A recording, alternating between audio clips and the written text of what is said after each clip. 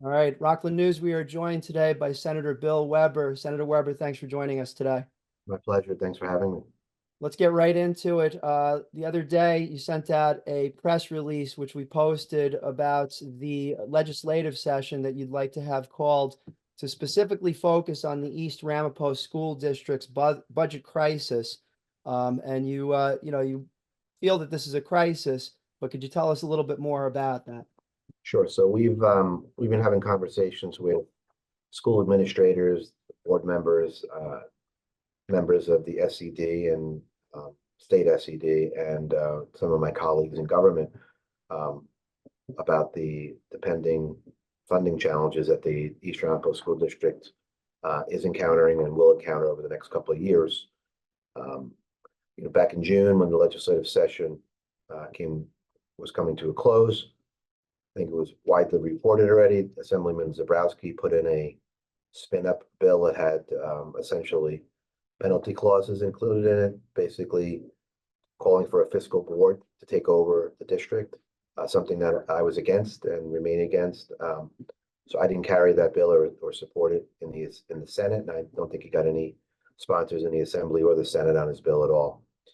At the same time, Senator Shelley Mayer put in a watered-down version of Ken Zabrowski's bill related to a spin-up. Again, it had various penalty clauses that I wasn't supportive of. No one else, I believe, supported that in the Senate and in the Assembly as well. So that those two kind of died as the session ended.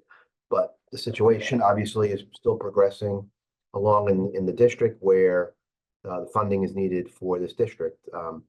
As you may have reported or you may have seen, Commissioner Betty Rosa took what is widely reported as unprecedented action on her part, where she's imposing a 4 point, or she's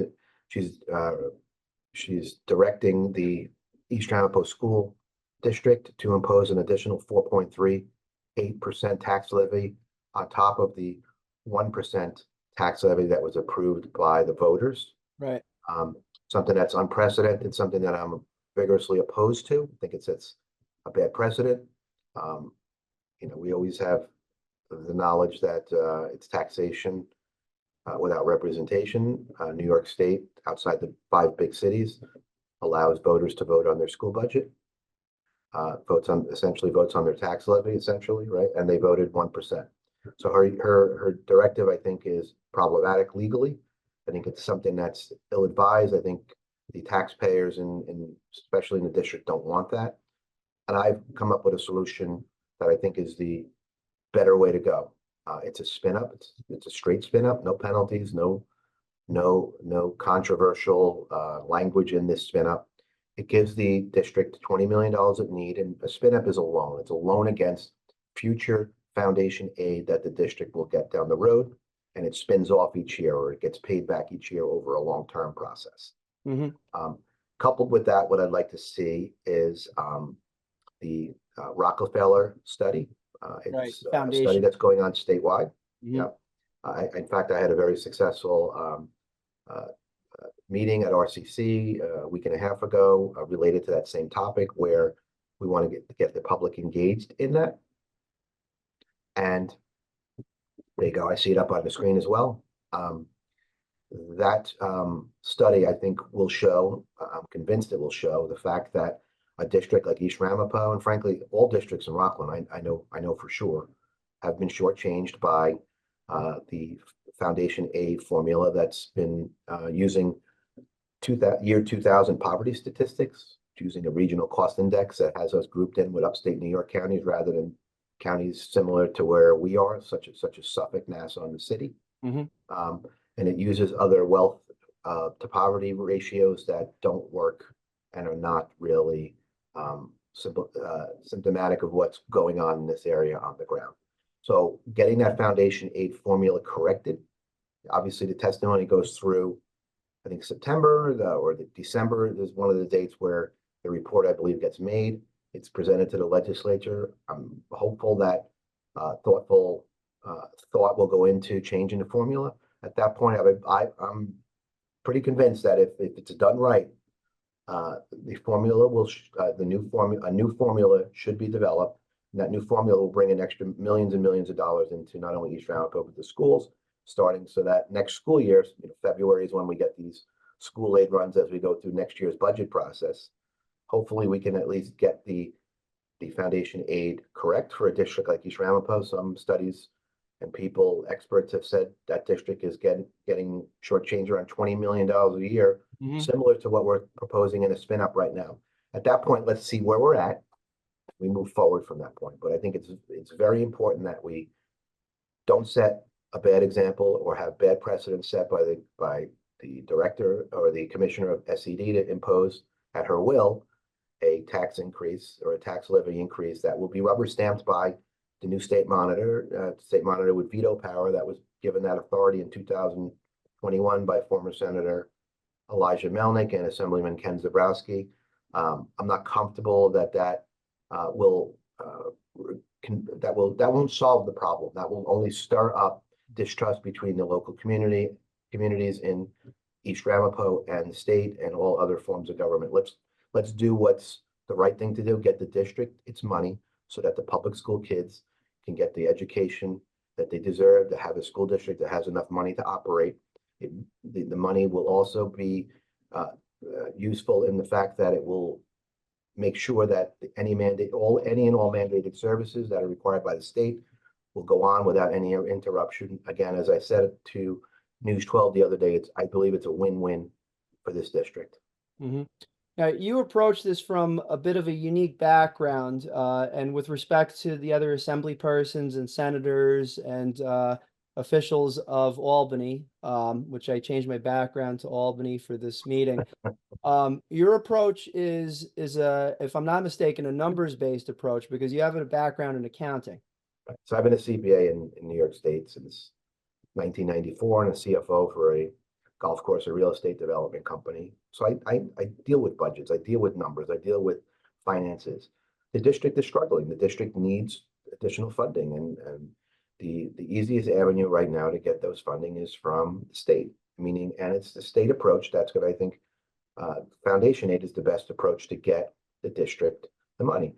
As again, I said, these similar concepts were tossed around in June to me with many strings attached that I was not in favor of, but a straight spin up I think is the logical choice to go, the logical direction to go, because if this is allowed to proceed, meaning a directive by the Commissioner of Education on East Ramapo, who's to say she won't do it down the road in Suffern? Who's to say she won't do it down the road in Clarkstown? Who's to say she won't see it go into effect in North Rockland and other areas in Orange County?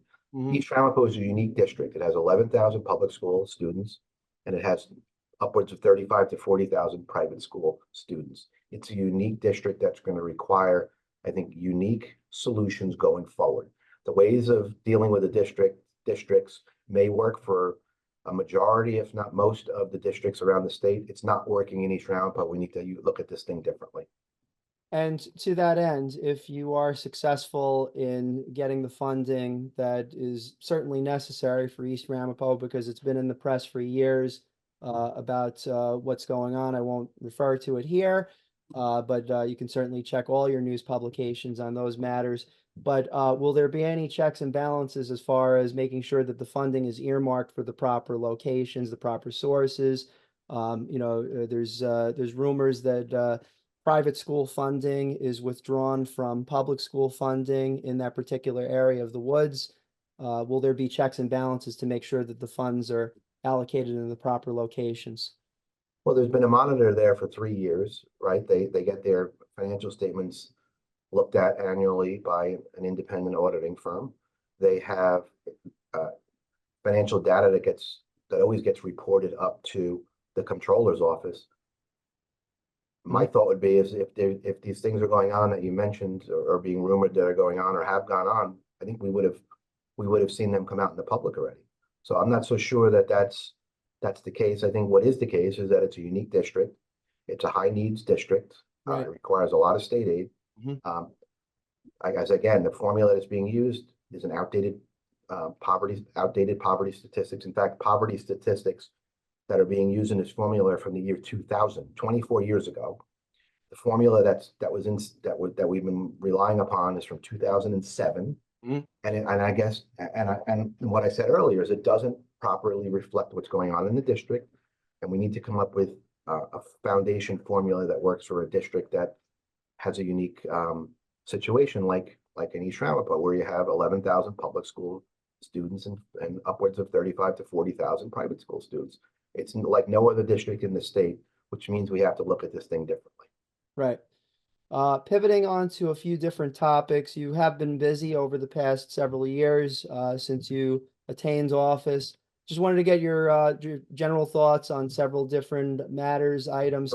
The MTA tax, the congestion pricing that was put on hold by Governor Hochul several months ago, very quickly, and I think to a surprise to some stakeholders in that decision. What are your thoughts on the congestion pricing? I'd like to see it repealed entirely. And I think I've Mhm. made that clear throughout this past two legislative cycles and prior to that. I think it's an unfair tax on the residents of Rockland. And I think as the county executive Ed Day and all other politicians have been saying for years is that there's a value gap, right? A value gap. The amount of taxes that we send up to Albany versus the services that we get here in Rockland is upwards of $40 million a year.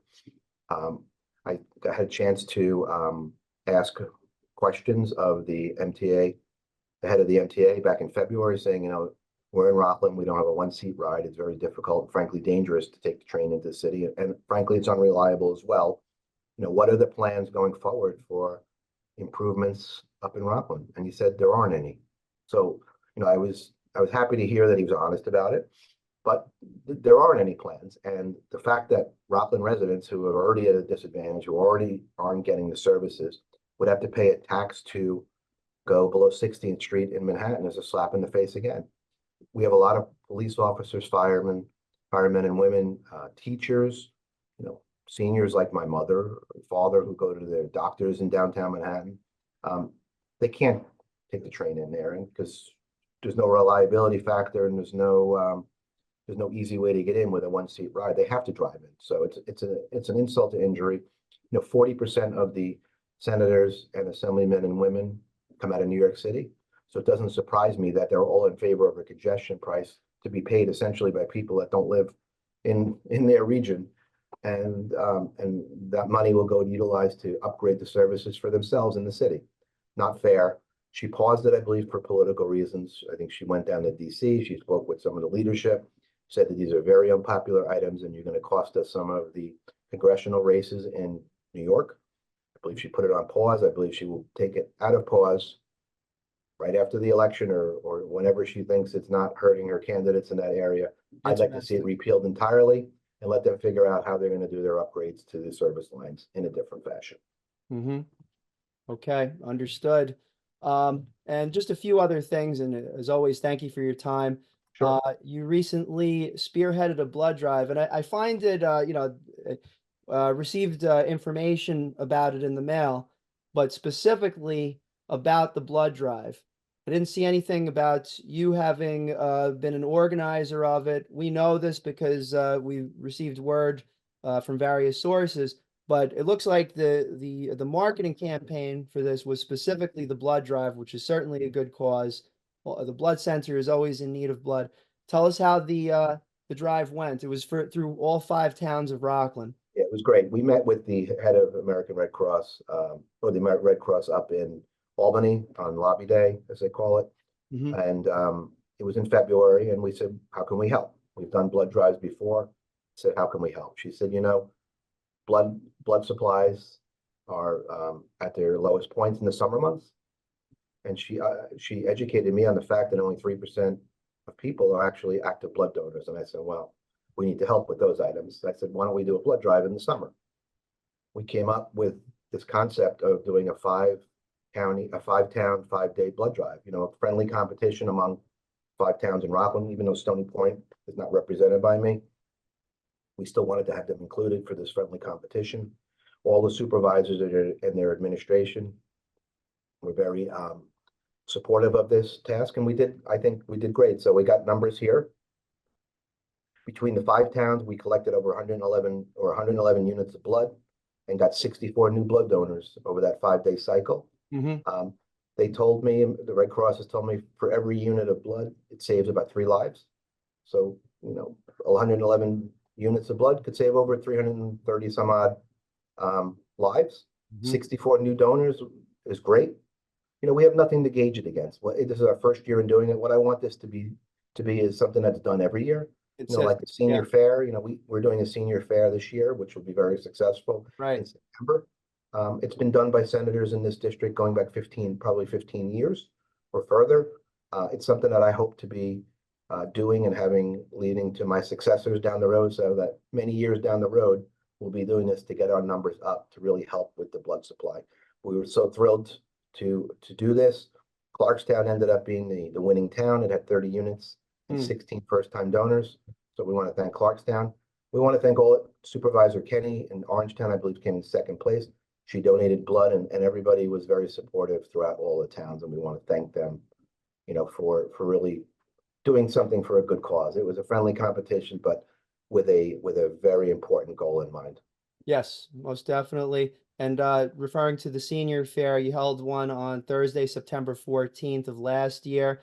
I didn't catch yet. Is there another senior fair upcoming, or Yeah, this year's is September 12th, September 12th? Okay. 10 a.m., 2 p.m.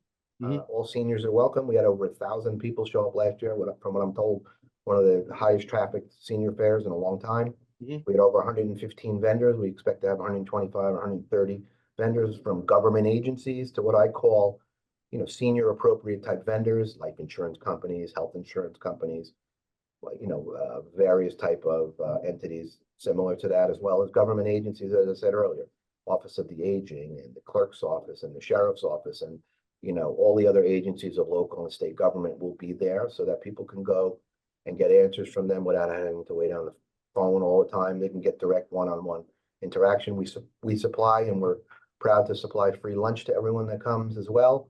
There'll be other activities that people can take part in while they're there as well. It's a fun day for the seniors. It's very informative for the seniors. It's something that I'm proud to continue the tradition here in Rockland of doing, and it'll be very successful as well.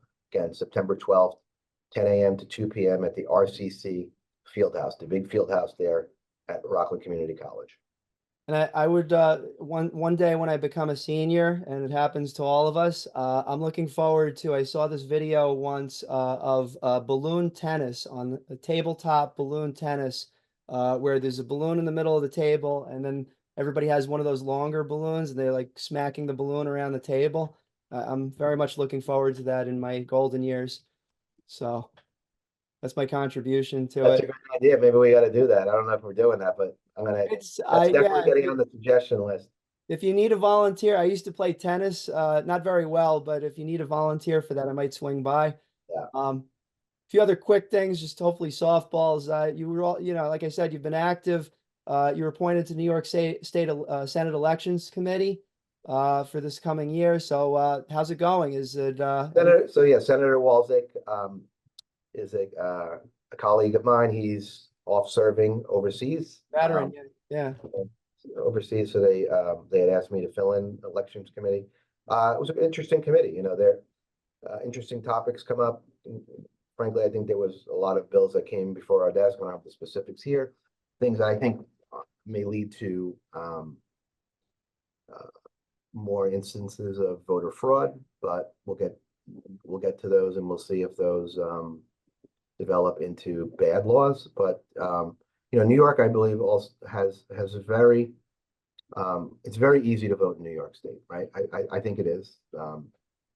They keep going on and adding different things, and I don't know what their motive is. Some of my colleagues' motives on the other side of the aisle. I think some of these things are ill-advised, and I would prefer that we kind of look at things and just pass election law changes that are common sense one, rather than really reactive ones as well. Mm-hmm. Got it. And final question, the pothole funding. Yeah. I Yeah. figured I'd finish off with a softball. The pothole funding, how's it? I mean, just generally, I don't have to. Listen, the money's there, Yeah. and what I like to say at all these different senior events and other events that I go to is, Yeah. you know, before I got elected, I didn't care if the pothole was a county road, a village road, a town road, or a state road, right? I just wanted the pothole fixed, right? And I Right. think that's what we all expect in an area where we pay a lot of taxes. We expect nice roads. Yep. So hearing that and getting frustrated and knowing my constituents were frustrated as well. You know, early this year, at the beginning of the year, we set up a portal on our Senate website where people can report a pothole no matter what road it's on. Residents shouldn't have to figure out whose road it is. I just need to know the street and the cross street and the name. I need people's names. And we report those potholes, whether it's, even though I only handle state roads, I'm handling the information. We're sorting through it. We're sending it to the town. We're sending it to the village, sending it to the state DOT if it's ours, and just putting them on notice that there's a dangerous potholes and we expect these things to be fixed in an expeditious fashion. And it's been very successful. There's been hundreds of potholes that have been filled since then, and we're going to keep up. There it is there on the website.